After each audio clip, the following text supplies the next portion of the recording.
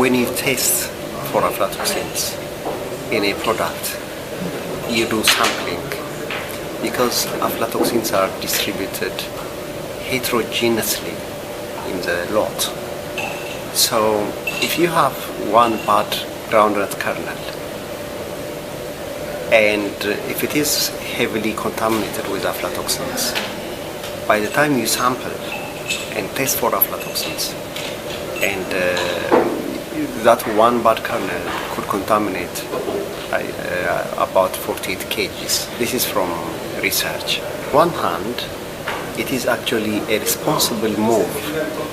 It is an indication of increased awareness and increased responsibility of governments that they are actually enforcing standards and they are actually implementing recall programs. This is a great move. It's very responsible, and government appears to be actually playing its role in protecting the health of its people.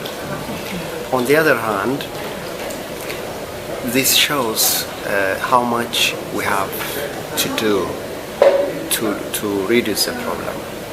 Aflatoxin contamination is a very complex problem. You cannot overcome it overnight. You can have contamination pre-harvest, during harvest, during drying, during storage, during post-harvest handling. So it's a very complex problem.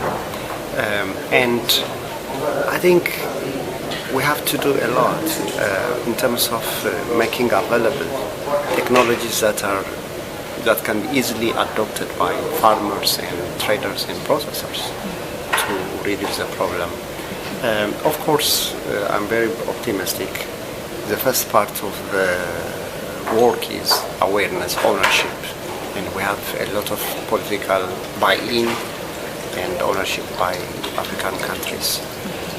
And I think researchers and other stakeholders are also investing in aflatoxin control. So I'm very positive. The time is ripe. Yes. Some multinationals actually are working with farmers successfully and are reducing rejection rates. Factory gate rejection can go down by working with farmers and introducing to them technologies and proper crop handling and growing agronomy practices. That is proven. In one company, rejection rates have declined from 50% to 4% by just providing support to farmers.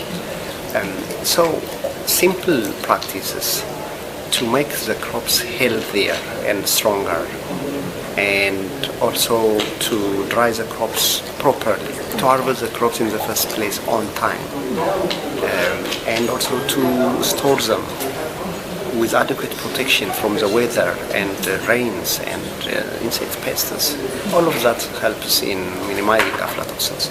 And the other thing is also by sorting out damaged and shriveled, discolored kernels from the healthy ones, you can still reduce aflatoxins. And that is better than feeding your people, with contaminated groundnuts. So when you sort out, you lose a portion of the crop.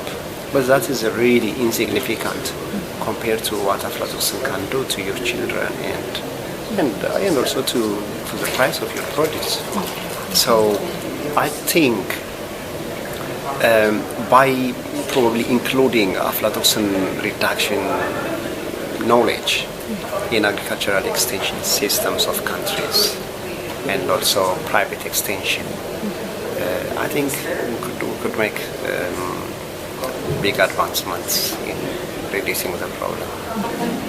So when we have recalls or when we have outbreaks that kill people, countries respond.